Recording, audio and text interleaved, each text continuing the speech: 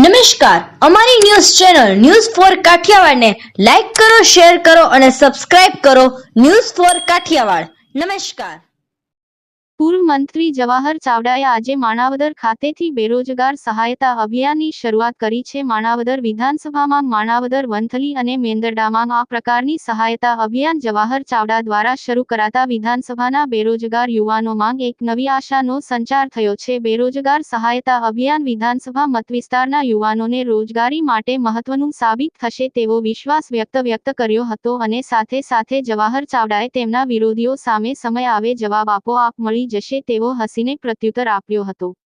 માણાવદરના પૂર્વ ધારાસભ્ય અને પર્યટન પ્રધાન જવાહર ચાવડાએ આજથી માણાવદર વિધાનસભા મતવિસ્તારમાં બેરોજગારો માટે સહાયતા અભિયાનની શરૂઆત કરી છે. આજે માણાવદરમાં બેરોજગાર યુવાનો અને તેના વાલીઓને રૂબરૂમાં સાંગળી મળી અને તેમની હકીકત સ્વયં જાતે નોંધ કરીને બેરોજગારીની દિશામાં કઈ રીતે કામ કરી શકાય તે દિશામાં આગળ વધવા માટે જવાહર ચાવડાએ અભિયાન શરૂ કર્યું છે. આજે માણાવદર, આવતીકાલે વંથલી અને પરમ દિવસે મેંદરડામાં આ જ પ્રકારનું સહાયતા અભિયાન શરૂ થઈ રહ્યું છે, જેને માણાવદર વિધાનસભાના બેરોજગારી યુવાનો પણ ખૂબ જ આશા સાથે આવકારી રહ્યા છે.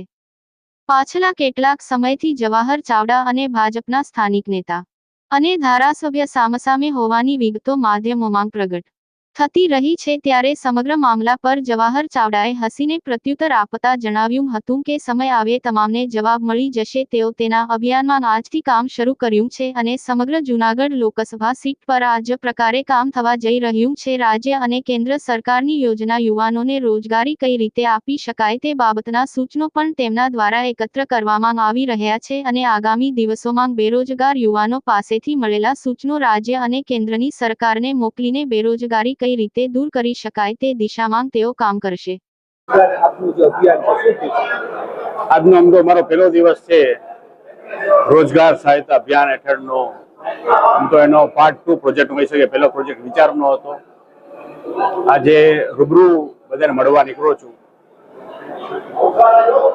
જરૂરિયાત શું છે અત્યારના યુવાનની, એક દીકરીની, એક દીકરાની?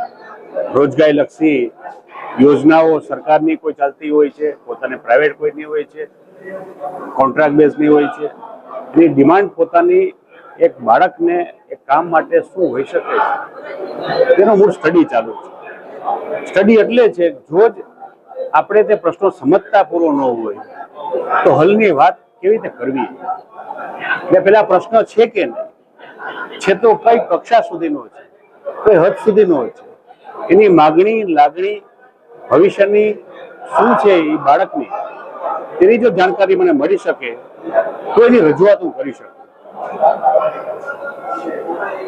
એનું ભવિષ્ય સુધારવાનું કામ સરકારનું, આવતી સરકારનું હોઈ શકે છે. જે સિસ્ટમ સુધારવી કેમ તેનું આયોજન થઈ શકે છે તે કરવા હું નીકળું છું. ભૂતકાળમાં ઘણા અભિયાનો મેં કરેલા છે ને તમે એના સાક્ષીઓ રહેલા છે.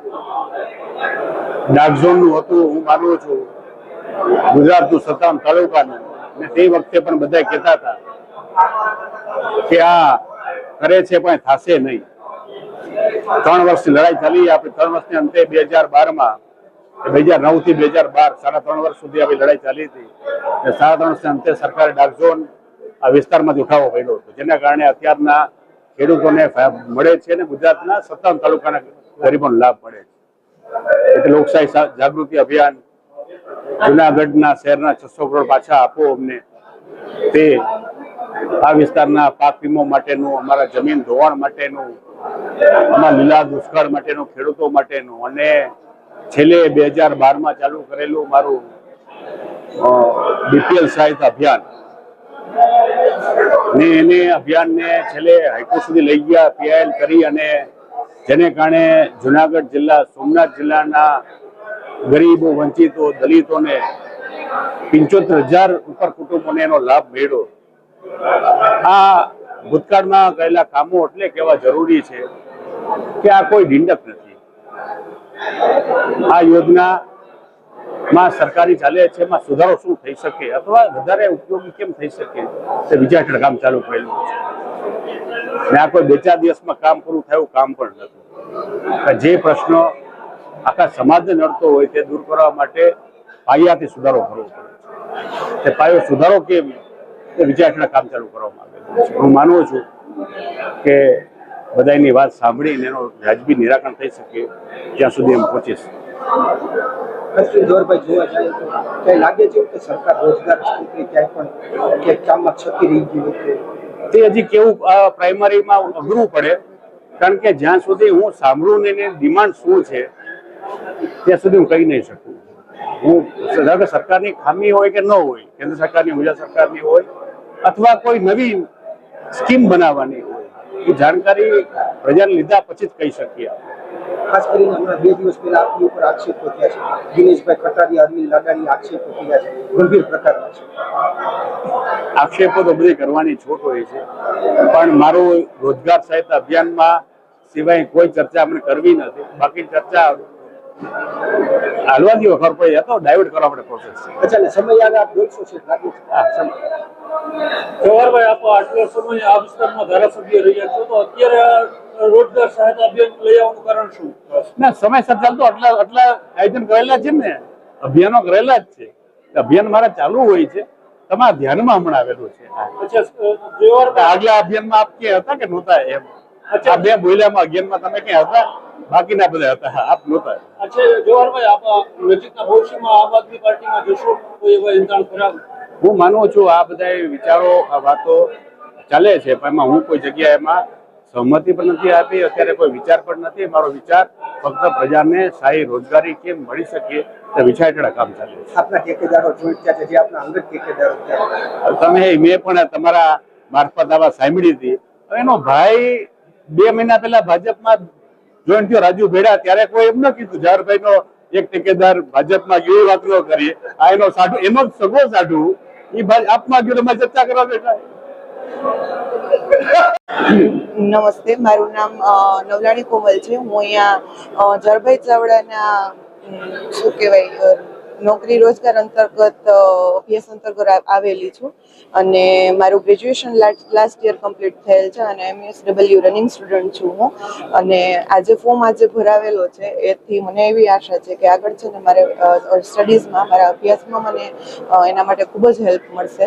અને કદાચ કે જે કેવો પ્રશ્ન છે કે અટાણે રોજગારી અંતર્ગતના એ આ ફોર્મથી, આ યોજનાથી સોલ્વ થઈ શકશે.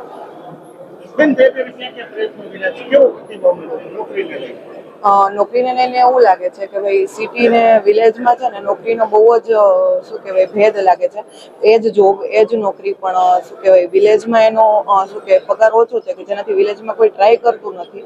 અને એવું હોય કે વિલેજ વાળાને છે ને બહાર ન જવા દે, એવી એની માઇન્ડસેટ હોય.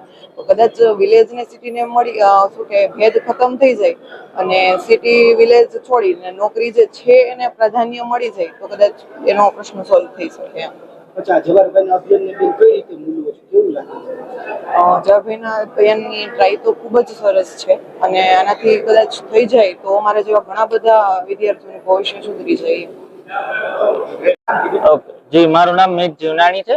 હું અહીંયા માણાવદરનો રહેવાસી છું, અને આ અભિયાનનો હું પણ ખૂબ વધાવું છું, કેમ કે આ જવાહરભાઈએ નવું અભિયાન સ્ટાર્ટ કર્યું છે કે રોજગારી બધાને મળે. મારા જેવા યુવાનો કેટલા પણ છે, જો કોઈ અનુભવી છે, કોઈ ફ્રેશર છે, બધાને પણ મળી શકે તક. હું અત્યારે BSM 1 ભણું છું. એની પહેલા મેં BSc એક વર્ષ કરેલું છે જુનાગઢ. એના પછી મેં અમદાવાદ 1 વર્ષ એવિએશન એન્ડ હોટેલ મેનેજમેન્ટ પણ કરેલું છે. એના પછી મને એકવાર તક મળેલી છે, 6 મહિના મેં કરેલું છે એરપોર્ટ સ્ટોરમાં કામ. પછી મને તક મળેલી નથી. હું કહું આજ મને કઈક તક મળી જાય એવી સારી એવી ઓફિસ વર્કની છે, ઘણી બધી એવી તકો છે, મળી શકે છે. તો આપણે એકવાર ટ્રાય કરવામાં શું જાય છે.